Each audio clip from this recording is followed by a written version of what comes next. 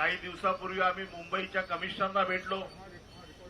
कमिशनरना विचारलं की मुंबईत पाणी कपात आहे का. त्यांनी सांगितलं मुंबईत पाणी कपात नाही. मग जर मुंबईत पाणी कपात नसेल तर आम्हाला पाणी का कमी येतंय. पाणी हा आमचा हक्क आहे. पाणी आम्हाला द्यायलाच पाहिजे. नाही 15 दिवसात या पाण्याची सगळी व्यवस्था करतो. या गोष्टीला आता जवळजवळ 2 महिने झाले आणि म्हणून आता आम्ही असं ठरवलंय, आता कोणाकडे याचना करत बसायची नाही, कोणाकडे मागत बसायची नाही. आज एप्रिलमध्ये पाण्याची ही परिस्थिती आहे. पुढे अजून मे जायचं आहे. पूर्वी 7 जूनला पाऊस पडायचा. 7 जूनला पाऊस पडायचा. आता पाऊस जुलैपर्यंत पडत नाही, ऑगस्टपर्यंत पडत नाही. त्याच्यामुळे पाण्याची ही समस्या अजून बिकट होणार आहे.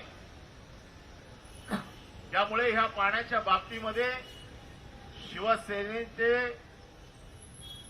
पक्षप्रमुख आणि युवा सेना प्रमुख आदित्य ठाकरे यांनी आम्हाला सगळ्याला आदेश दिला की आता यांच्याकडे भीक मागत बसण्याची गरज नाही. आपल्याला रस्त्यावरती लोकांसाठी उतरावं लागेल.